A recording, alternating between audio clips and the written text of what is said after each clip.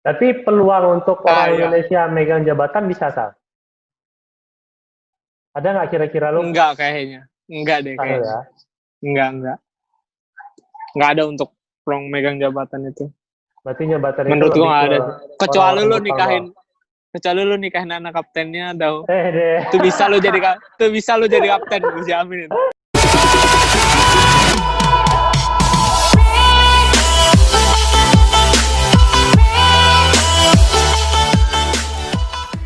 Assalamualaikum warahmatullahi wabarakatuh. Kembali lagi bersama Mr. Hey Channel pada program online bareng, yaitu ngobrol online. Semoga teman-teman semua yang menonton ini selalu dalam lindungan Allah dan dalam kondisi sehat walafiat, dan kita tidak sama sekali terjangkit virus corona. Amin amin ya robbal alamin.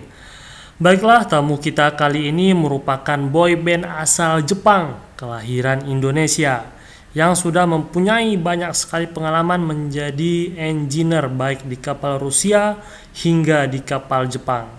Beliau merupakan lulusan dari Sekolah Tinggi Perikanan, meniti karir di kapal sejak tahun 2015 sampai sekarang menjadi engineer di kapal perikanan.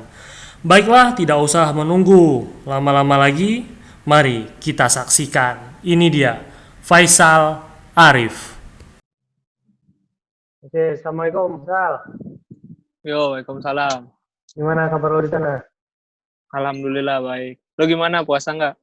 Deh. Lu masih ngeraguin iman gua? Iya. Nggak perlu lah gue bongkar aib di sini. Ya udah. Yo, lanjut. Nih, Lu gua belum gimana, banget. masih gitu-gitu aja kayaknya? Makanya gua butuh cari jalan yang baru nih, Sal. Nggak usah lah, udah nikah. Apa? Betah-betah lah di rumah. Iya, Udah nikah, maksud gua tuh, betah-betah di rumah. Ini khusus iya, bujangan. iya makanya. Gua kan pengen cari jalan yang lain nih, mana tahu rezeki gua di sini kan. Nah, gini Sal ya. Gua kemarin kan udah cerita-cerita juga sama Dino gimana pengalaman dia di Australia.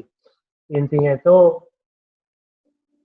gue pengen video call kita ini ingin menjadi edukasi lah bagi teman-teman yang lain atau senior atau adik-adik kita yang bakalan berangkat ke kapal lah. Belum punya senior dan nggak tahu bagaimana prosedur ingin ke kapal luar negeri itu. Ini enaknya ngomongnya kapal perikanan apa nelayan nih? Terserah, gue sama aja.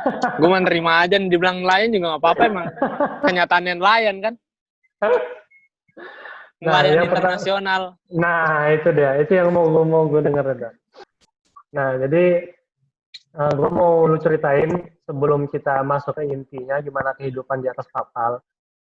Gimana sih kehidupan atau masyarakat yang ada di Jepang? Lu kan sekarang di Jepang nih. Nah, masyarakat di sana itu bagaimana kebiasaan di sana itu, kemudian kaum mudanya bagaimana. Nah, terus bagaimana kehidupan lu di sana, bagaimana lu menyesuaikannya. Nah, bagus nih pertanyaannya nih. Nah, dari awal pertama gue datang ke sini nih, kalau masalah dari makanan dulu ya. Dari makanan sih, karena masih sama-sama Asia kan, masih sama-sama makan, masih sering makan nasi lah, makanan pokoknya masih nasi. Cuma kalau di Jepang ini rata-rata makanan itu gimana ya, ikan kayak gitu, beda lah matangnya Jepang ini sama matangnya Indonesia, beda banget sih sebenarnya. Dan karena gue ngekos di sini, kalau makanan jarang beli di luar, jadi masak sendiri. Berarti tinggal beli bahan doang ya? Iya, beli bahan doang. Bahan kan sekarang udah gampang banget sih, internet di mana-mana ada kan, bisa online, ada online shop gitu. Dan kebetulan di kota gue ini juga ada toko-toko Asia gitu jual bahan-bahan makanan Indonesia. Dan untuk perlakuan orang Jepangnya sendiri sih, karena ini gue dari sudut pandang gue yang tinggal di desa ya, nggak tahu juga kalau yang ntar ada yang lihat orang kota atau di mana gitu. Kalau kita nyapa masih dibalik sapa, kalau masih ketemu masih senyum. Kalau di kota sih yang kalau walaupun di Jepang kotanya gue dengar kan rada-rada gimana ya, idem gitu, kayak ya nggak peduli orang lain. Oh, berarti Kalau ibaratnya yang di kotanya, kalau di Indonesia ya kayak kita tinggal di Jakarta, ya kan? ya kayak di Jakarta, Nah, ya kayak gitulah. Hampir sama lah jadi kayak hampir sama ya. Indonesia sama Jepang. Kalau untuk dari segi bahasa, Komunikasinya. kalau yang pertama awal-awal lu kesana kan otomatis kan dari bahasa lu kan sangat minim tuh. Iya, betul. Nah, itu gimana lu komunikasinya? Nah, tahun pertama tuh, nah namanya adaptasi bahasa gimana ya? Ya bahasa sehari-hari aja sih awal-awal. Mungkin orang Jepangnya juga ngerti, kita kan baru dateng gitu. Tapi, Cuma ekspektasi mereka lebih, soalnya karena gue udah dateng waktu itu dapat kesempatan pidato, jadi dikiranya udah fase. Dan awal-awal tuh gue suka ini kan coba kalau misalnya ada kata-kata yang nggak bisa gue Jepangin, biasanya gue pakai bahasa Inggris. Ternyata bodohnya gue nggak tahu kalau orang Jepang itu bahasa Inggrisnya menurut gue lebih parah dari orang Indonesia ya. oh Mungkin gitu ada ya. sebagian yang bisa. Terus gini, Sal, anak muda di sana Ya, itu gimana? Kaum milenial di sana itu kehidupannya bagaimana? umumnya orang Jepang umur gitu masih fokus kuliah, masih fokus-fokus belajar gitu. Dan mereka kalau Oh. belajar, gue bilang sih kayak benar-benar belajar, benar-benar yang suka belajar ya belajar, benar yang suka main ya benar-benar main. Lo di Jepang di mana sih? Gue di Fukui, prefektur Fukui. Fukui. Berarti cara anak muda sana pacaran tuh gimana, Sal? Udah kayak awam, gimana sih Wah, itu? Ya kalau kita gue kan sih nggak cerita-cerita merhatiin yang ya. kayak gitu ya. Umumnya sih, Jam-jam. yang gue tahu ya, ini opini gue sendiri ya. Yang gue tahu dan yang gue dengar, kalau orang Jepang itu pacaran, main ke rumah pacar itu wajar, entah walaupun main di kamar segala macam, main ngapa-ngapain juga kayaknya wajar. Udah bebas ya. Selama nggak sampai hamil. Kalau lu terlalu offense, ceweknya bakal ilfil duluan sih. Oh gitu ya. Kalau Kalau untuk emang lu dari tertarik, segi lu kenalan juga jangan terlalu offense banget, cukup tahu ya kenal nama kayak gitu-gitu. Ntar kalau emang ceweknya tertarik, biasanya dia bakal nyambut. Cuma kalau nggak tertarik, biasanya dia walaupun lu kejar kayak apa malah nggak bakal nyambut sih sebenarnya oh gitu ya. kalau cewek Jepang. Dan kalau mereka pacaran tuh biasanya lama-lama, nggak mungkin sebentar-sebentar sih. Gue nggak tahu sih stereotip bule kan rata-rata emang kayak gitu ya. Yang penting pacaran Ya. ada nya. Ya. Kalau Jepang sih itu nomor sekian sih, yang penting nyaman sih kayak orang Indonesia aja sih. Kalau Yang gue tahu. dari segi materi nih, cewek-cewek Jepang tuh milih cowok gimana sih? Seharusnya kalau negara maju sih nggak ada yang mementingkan materi sih. Nah itu Menurut gue mau gua tanya nih. Iya benar. Kalau di Jepang kayak gitu juga. kayak gitu juga sih. Materi ya. Nggak terlalu mementingkan materi. Soalnya di sini UMR aja sih udah di atas rata-rata. Nah kemudian kita mulai masuk ke intinya nih yang diharapkan sama teman-teman kita senior atau adik-adik. Karena kan informasi untuk berangkat ke Jepang itu kan nggak tahu nih datangnya dari mana. Apalagi Politeknik ini sekarang kan kebanyakan dari daerah ya, bukan dari Jakarta kan. Kalau kita dulu kan di Jakarta sangat mudah mendapatkan informasi itu mudah, gampang ya kan. Bagaimana caranya lu bisa berangkat ke Jepang itu prosedurnya gimana, apa aja berkasnya, terus bagaimana lu cari informasi. Waktu gue lulus itu kan rencananya emang bareng-bareng waktu itu mau Australia segala macam itu kan. Ya benar Dan bareng-bareng. sedangkan gue lagi ngambil sertifikat segala macam, ada ajakan interview untuk Jepang. Tanpa tahu apa-apa, pokoknya interview untuk Jepang kan dari teman angkatan kita itu Nur Salim. Dapat interview, kebetulan gue lolos. Yang ikut berapa orang, yang lulus berapa orang? Yang ikut seleksi itu 300-an ada mungkin. Yang lolos tuh nggak nyampe 60-an, 70-an lah yang lolos. Emang tesnya apaan sih kok lu bisa lulus? Emang lu pinter nggak pinter kali ya saya gua? 7 besar loh ini. Emang tesnya apaan sih? Tesnya ya tes biasa sih kayak psikotes kayak gitu.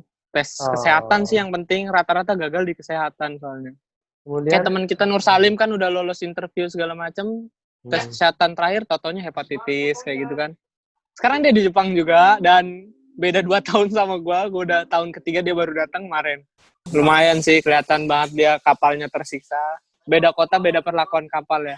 Mungkin abis ini lu bisa coba interview sama dia. Boleh, Soalnya di boleh. sini Gokil. yang satu kota aja kan, gue sekapal orang Indonesianya cuma 2, sisanya 5 orang Jepang. Di sini yang satu kota aja, kapal lain masih ada, sering ada, biasalah pemukulan segala macam tuh masih ada. Dalam tahun 6 bulan kebelakangan ini udah nggak ada pemukulan sih, soalnya terakhir kasus kemarin itu langsung kita orang Indonesia yang di sini kan orang Indonesia di kota gue ini ada sekitar 60 orang. Itu langsung datengin kapalnya, nggak terima, hampir berantem di situ, dipisahin, akhirnya kita lapor polisi, orang Jepangnya dijemput polisi. Di sini beneran nggak ada rasis, nggak ada diskriminasi orang asing atau orang Indonesia sih sebenarnya. Itu yang gue banggain di Jepang sih. Terus proses lu kesana tuh gimana? Apa aja sih yang berkas-berkas yang harus lu siapin? Nah, ini juga. Soalnya yang menurut orang tahu itu proses ke Jepang dikiranya gue kerja atau gimana. Padahal visa gue di sini yang gue pakai tuh visa magang sih, Bib. Tetap di sini kerja hitungannya, bukan magang. Status visanya aja visa magang. Jadi dan untuk status itu gue sertifikat perikanan BST segala macam tuh nggak kepake sama sekali di sini. NKPin?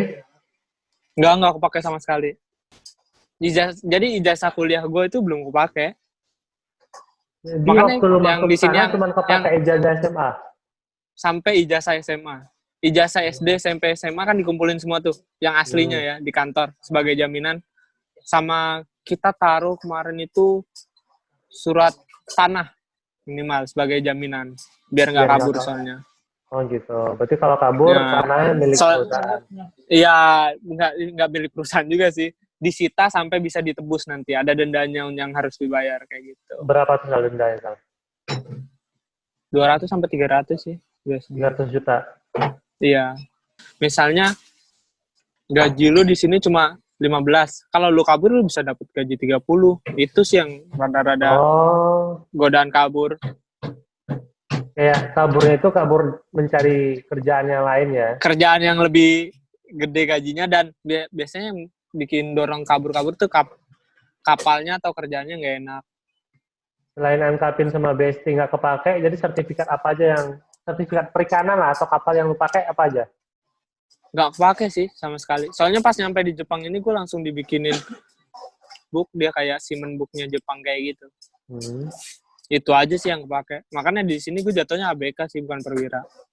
Jadi sertifikat pelaut nggak ada sama sekali? Sama sekali nggak ada. Berarti yang lulusan SMA tanpa pengalaman bisa kerja di Jepang misalnya. Yang ini maksud gue ini kerja di perikanan ya? Bisa asal dia lolos interview.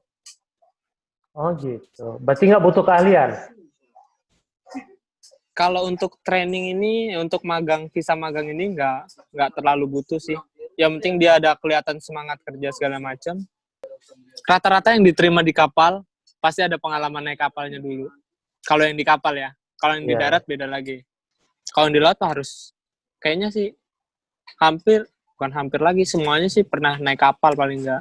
Yang di perusahaan lo sendiri ada apanya nggak? Maksud gue ada yang minimal pengalamannya sekian gitu. Oh, nggak ada. Kalau untuk pengalaman berapa lama nggak ada. Yang penting dia pernah naik kapal. Nah. Pernah naik kapal aja. Berarti peluang orang untuk ke sana besar lah ya?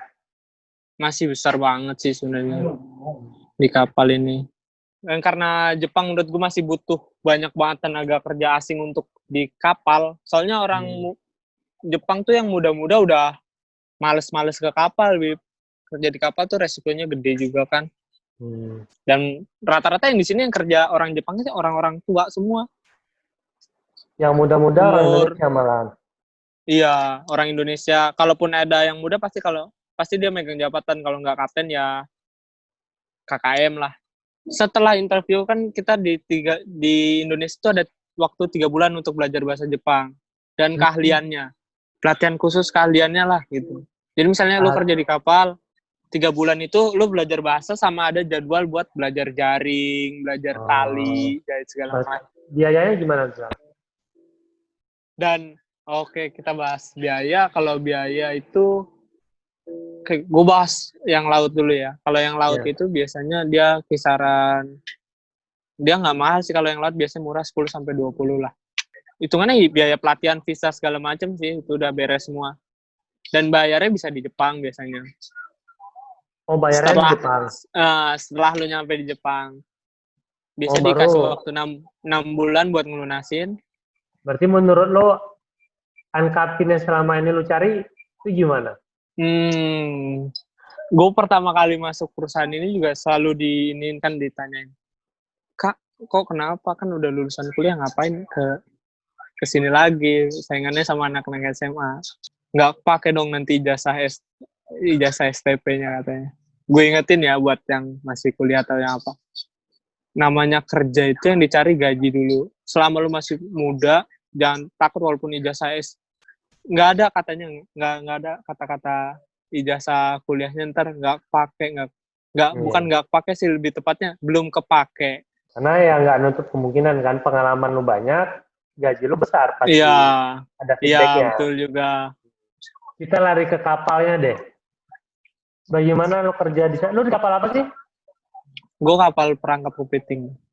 Perangkap kepiting, bubu ya berarti ya? Iya, jatuhnya bubu. Jenis bubu ya. Yang pernah lu masukin yang di koran itu ya, bentuk bubunya?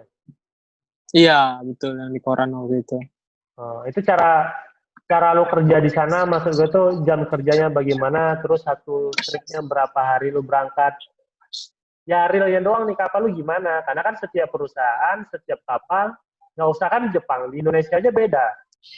Oke, gue cerita dari jangka panjang lu. Jangka panjang 1 tahun ya. 1 tahun itu kita kerja dari bulan Agustus, untuk layar bukan dock segala macam. Untuk layar dari Agustus sampai kapal gue itu sampai bulan Juni. Jadi Juli Agustus dia nggak ke laut, dia khusus ngedok. Tapi peluang untuk orang Indonesia megang jabatan bisa, Sal? Ada nggak kira-kira lu? Enggak kayaknya. Enggak deh kayaknya. Ya? Enggak. Enggak ada untuk peluang megang jabatan itu.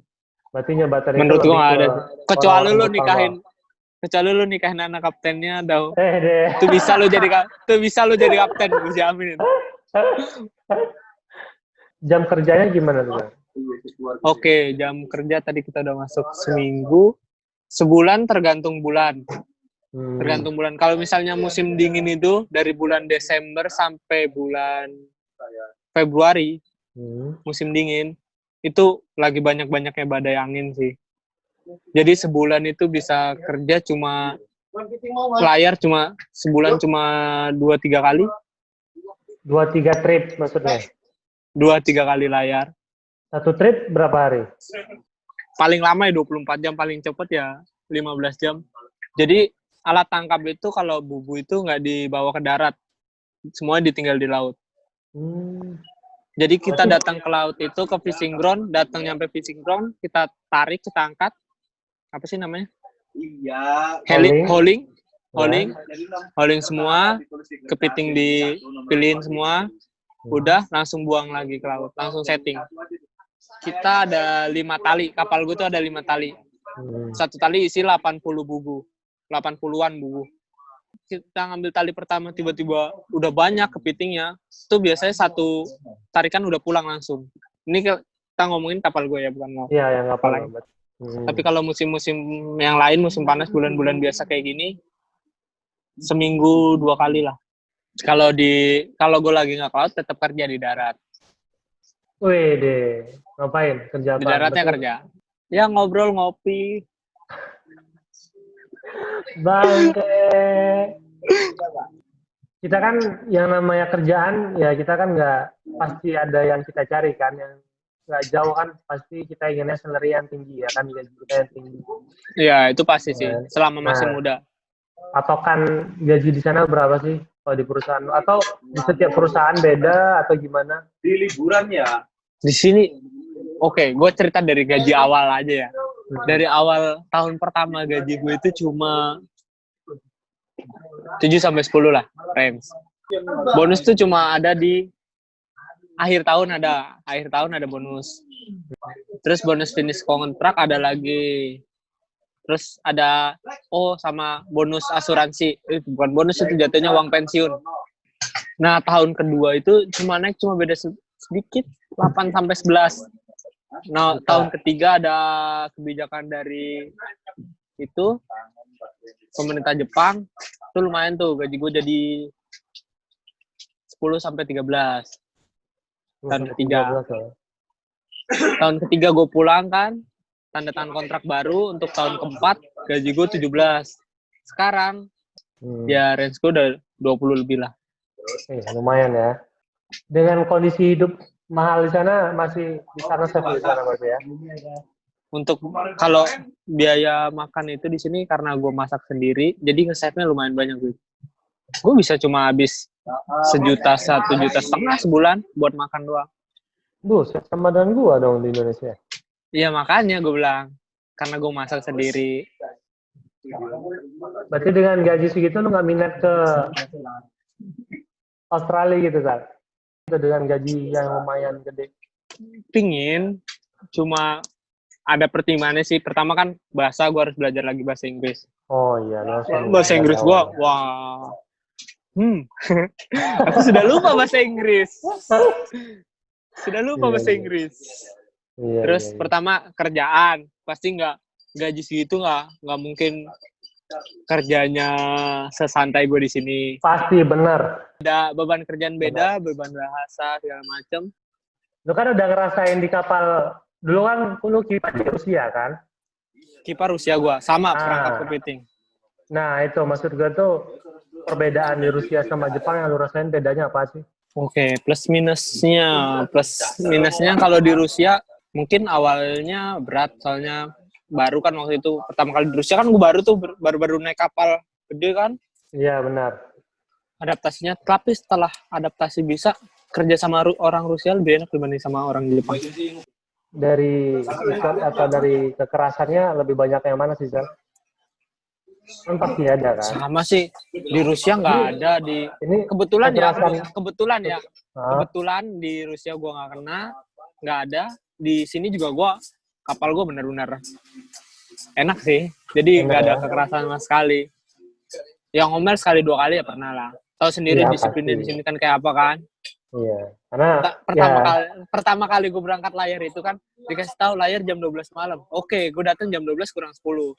Gue pikir orang Jepang kan pasti harus lebih cepet kan. Datang jam 12 kurang 10.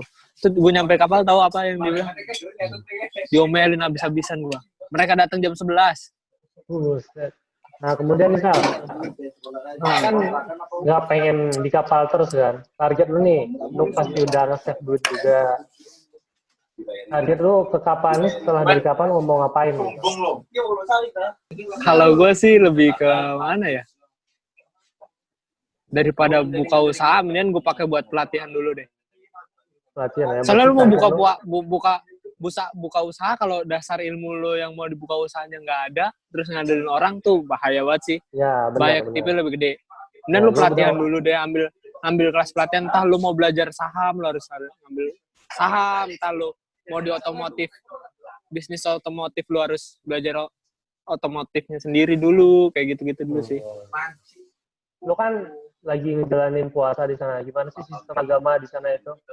Terus bagaimana orang sana menghargai umat Islam lagi puasa? Atau karena lagi puasa kapten lu bilang lu jangan kerja capek-capek ya, lu lagi puasa atau gimana? Oh, itu tidak pengaruh.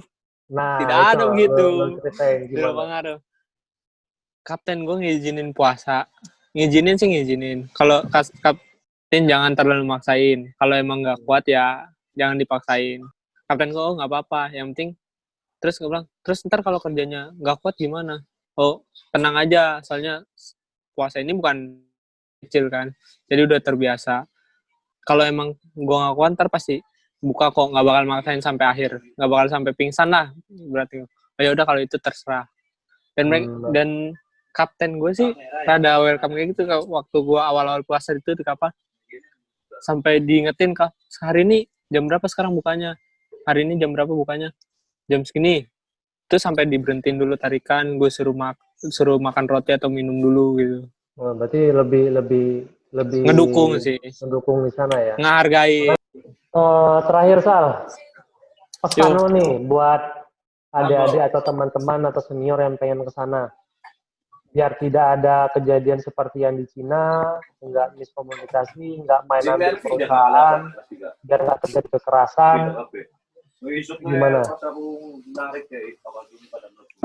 Untuk adik-adik yang sekarang kiranya masih kuliah atau SMA atau ya kayak gitulah yang siap masuk dunia kerja, jangan kurang informasi untuk masalah kapal-kapal dan jangan ambil segala, pokoknya yang penting saya kerja, jangan kayak gitu. Itu benar-benar ngebahayain kalian sendiri. Dan sebelum tanda tangan kontrak itu kalian harus minimal kalian tahu yang di kapal sebelumnya itu, jangan sampai orang pertama dan kontraknya itu muter-muter nggak jelas. Kalian harus baca benar-benar kontraknya, jangan cuma oh ini kontraknya, ini ada gajinya segini sama resikonya segini, dan resiko yang minus negatifnya itu kalian nggak baca sama sekali, itu bahaya itu. Sebenarnya kayak kemarin yang di Cina kasusnya kekerasan segala macam itu kan mereka malah udah tanda tangan kontrak kan katanya. Iya. Katanya udah tanda kontrak kalau kenapa-napa Kontraknya dalam bahasa siap. Cina lagi. Mereka Iya, nggak dalam ngerti. bahayanya Iya. gitu kan, dan gajinya nggak sesuai segala macem, gajinya benar-benar parah banget sih kemarin. Dan kalau bisa sih hindarin kapal Cina sih, bukannya gue rasis atau gimana, hindarin kapal Cina beneran. Yang paling rawan itu kayak saya. Kapal Cina, kapal Taiwan tuh rawan. Jadi salah, mungkin Kalau itu aja, bisa Kang. mah ya Jepang aja lah, Jepang Australia lah deh. Korea Korea boleh tuh, Korea. boleh ya. Oke, Korea Desa, thank you boleh. Sal ya. Asal Ini jelas. juga kayaknya limit waktu deh. Ini udah ada juga nih tanda-tanda mau mati lagi. Informasinya udah banyak Oke. gue dapat. Mudah-mudahan menjadikan video ini edukasi lah buat adik-adik dan teman-teman kita yang lain ya Sal ya. Ya, Terus sama-sama. Sukses. Kalau ada rezeki Amin. ke gue nggak apa-apa. Gue terima. Amin. Gue tunggu Siap. kiriman sepedanya ya. Siap. Oke, Sal. Assalamualaikum. boleh. Oke, Waalaikumsalam.